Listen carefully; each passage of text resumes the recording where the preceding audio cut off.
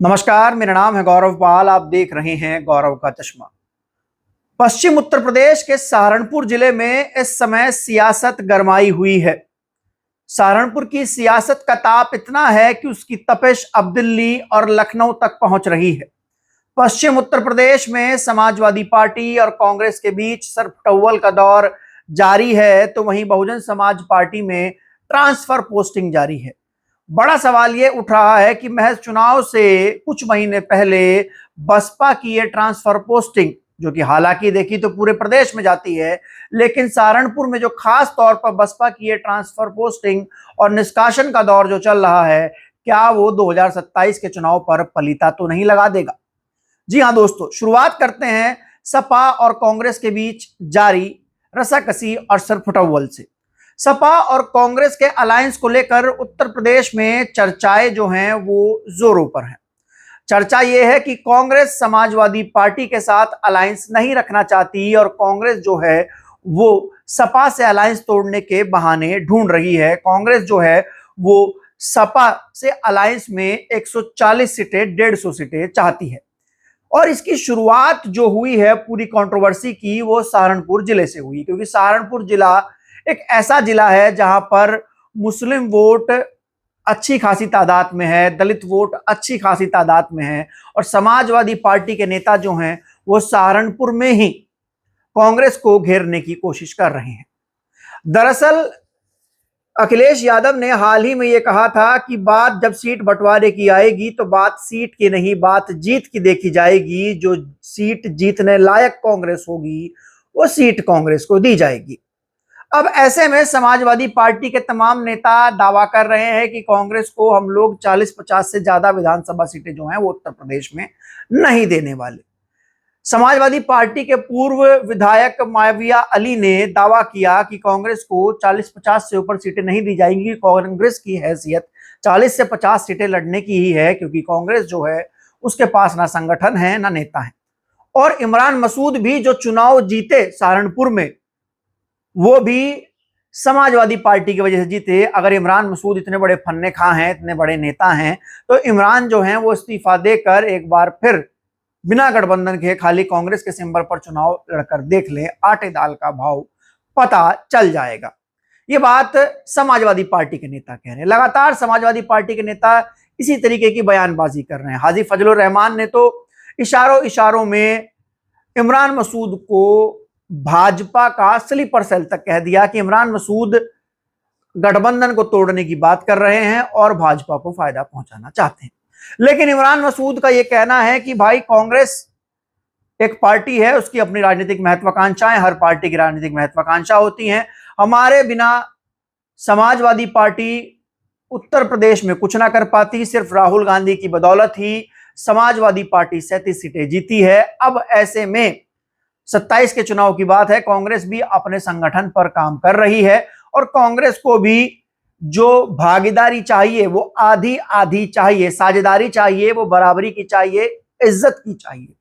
यानी कि कांग्रेस जो है वो उत्तर प्रदेश में अब समाजवादी पार्टी से बराबर की हिस्सेदारी मांग रही। खबर यह है कि कांग्रेस 140 सीटों के आसपास समाजवादी पार्टी से मांग सकती है। दूसरी चीज यह है कि कांग्रेस शायद कोई बहाना ढूंढ रही है, क्योंकि अखिलेश यादव 140 सीटें नहीं देंगे अलायंस को तोड़ने का। और कांग्रेस ये भी चाहती है कि जब वो अखिलेश से अलायंस तोड़े तो अखिलेश एक नैरेटिव फैलाकर कांग्रेस को प्रो बीजेपी ना बना दे, क्योंकि अखिलेश यादव की पॉलिटिक्स तो कांग्रेस भाप चुकी है। राहुल गांधी ने देखा कि जब बात उत्तर प्रदेश की आई, उत्तर प्रदेश में 2024 का चुनाव हुआ तो समाजवादी पार्टी ने अपने पास ज्यादा सीटें रखी, कांग्रेस को कम सीटें दी और इंडिया गठबंधन का नाम दिया।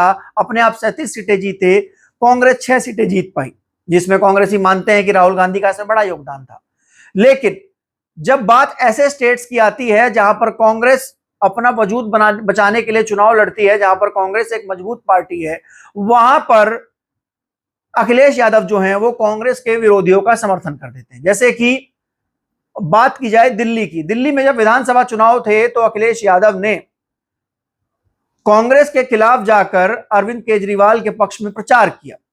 बात की जाए बंगाल की, तो बंगाल में कांग्रेस अलग चुनाव लड़ रही थी और बंगाल में अखिलेश यादव ने ममता बनर्जी का समर्थन किया। अब अखिलेश यादव ये कहते हैं कि जहां जो मजबूत है वहां उसके साथ खड़े होंगे, लेकिन जब बात ऐसे स्टेट्स की आती है जहां पर कांग्रेस है और कांग्रेस अपने वजूद के लिए चुनाव लड़ रही है, वहां पर अखिलेश यादव जो हैं वो कांग्रेस के विरोधियों के साथ खड़े हो जाते हैं।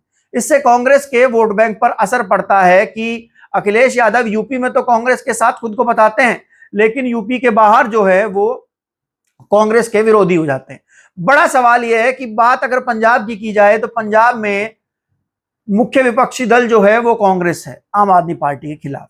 और 2024 में भी इंडिया गठबंधन पंजाब और बंगाल में नहीं था। पंजाब में कांग्रेस अकेले चुनाव लड़ी, आम आदमी पार्टी अकेले चुनाव लड़ी, बंगाल में ममता बनर्जी अकेले चुनाव लड़ी, कांग्रेस अकेले चुनाव लड़ी। लेकिन उस समय देखा जाए तो अखिलेश यादव के फेवरेट जो थे वो अरविंद केजरीवाल और ममता बनर्जी हुआ करते। आज भी अखिलेश यादव के फेवरेट अरविंद केजरीवाल और ममता बनर्जी। तो बड़ा सवाल यह है कि जिस तरीके से बंगाल में अखिलेश यादव ने ममता बनर्जी का समर्थन किया और बंगाल चुनाव खत्म होने के बाद कांग्रेस से गठबंधन का राग अलापने लगे, उस तरीके से अखिलेश यादव अगर पंजाब की बात आएगी तो किसका समर्थन करेंगे? क्या अखिलेश यादव अगर यूपी में कांग्रेस से अलायंस रखते हैं तो क्या पंजाब में कांग्रेस का समर्थन करेंगे, आम आदमी पार्टी की मुखालफत करेंगे, या फिर वो आम आदमी पार्टी के साथ चले जाएंगे? ये अपने आप में बड़ा सवाल है। और आम आदमी पार्टी उत्तर प्रदेश में क्या समाजवादी पार्टी के खिलाफ चली जाएगी? तो जिस तरीके की ये खिचड़ी बनी हुई है, ये अपने आप में ये खिचड़ी जो है समझ नहीं आ रहा है कि इसका क्या होने वाला है। हालांकि कांग्रेस जो है वो अपने भविष्य को लेकर अब सोच रही है। कांग्रेस उत्तर प्रदेश, पंजाब, उत्तराखंड, मध्य प्रदेश, राजस्थान, इन सब राज्यों के बारे में सोच रही है कि कैसे भी करके दलित वोट को अपने साथ लिया जाए। राहुल गांधी ने काफी कोशिश की लेकिन दलित वोट उनके साथ आने को तैयार नहीं है। बड़ा सवाल है कि सहारनपुर की सियासत से ये सब क्यों हो रहा है। देखिए, सहारनपुर में लगभग 7 विधानसभा सीटें हैं, जिसमें से 5 बीजेपी के पास हैं और 2 जो हैं वो समाजवादी पार्टी के पास हैं, एक बेहट सीट और एक सहारनपुर देहात से। बेहट सीट से उमर अली खान जो है वो विधायक हैं, सहारनपुर देहात से आशू मलिक विधायक हैं। आशू मलिक जो हैं वो अखिलेश यादव के काफी करीबी बताए जाते हैं। बड़ा सवाल यह है, कहा जाता है कि इमरान मसूद ने 2022 में जब सपा ज्वाइन की थी तो इमरान मसूद का बड़ा हाथ था समाजवादी पार्टी को ये 2 सीटें जिताने को लेकर। अब इमरान मसूद जो हैं वो सहारनपुर में कम से कम आधी सीटें चाहते हैं। वो 3 सीटें तो चाहते ही चाहते हैं, उनके पास 3 सीटों पर लड़ाने के लिए लोग भी मौजूद हैं। समाजवादी पार्टी के उनके पूर्व के एक मतलब तत्कालीन एमएलसी हैं जो कि बागी होकर इमरान मसूद के साथ चले गए, शाहनवाज खान, और जो कि एमएलसी सपा से हैं लेकिन दिखते वो इमरान मसूद के साथ हैं। अब उसको लेकर भी समाजवादी पार्टी जो है वो बहुत ज्यादा विचलित और चिंतित रहती है। खबर यह है कि शाहनवाज खान को इमरान मसूद कांग्रेस के टिकट पर सहारनपुर देहात से आशू मलिक के सामने चुनाव लड़ा सकते हैं। बड़ा सवाल यह है कि आशू मलिक के सामने अगर शाहनवाज खान चुनाव लड़ते हैं तो समाजवादी पार्टी को अच्छी खासी दिक्कत हो सकती है। खबर यह भी है कि बेहट से इमरान मसूद के दामाद शाहजहां मसूद जो हैं वो चुनाव लड़ सकते हैं, और एक सीट और नकुड़, वहां से नोमान मसूद जो है इमरान मसूद के भाई, वो चुनाव लड़ सकते हैं। अब जो कहना है समाजवादी पार्टी का सहारनपुर में, वो इमरान मसूद को सिर्फ 1 सीट देने को तैयार है। इमरान जो हैं वो कह तो चुके हैं कि मेरे परिवार से कोई चुनाव नहीं लड़ेगा, लेकिन वो कांग्रेस को उत्तर प्रदेश में लगभग सहारनपुर में लगभग 3 से 4 सीटों पर दावेदारी ठोक रहे हैं। अब या तो ये तरीका है इमरान का किसी तरीके से समाजवादी पार्टी से अलायंस से पीछा छुड़ाने का, क्योंकि उनको पता है कि सपा के साथ अगर अलायंस किया जाएगा तो फिर सहारनपुर में कुछ ज्यादा सीटें नहीं जीती जा सकती, मुश्किल से बेहट और सहारनपुर देहाती जीती जा सकती है, क्योंकि पिछली बार भी इमरान जो थे वो समाजवादी पार्टी के साथ थे और तब भी उन्होंने 2 ही सीट वो जीत पाए थे।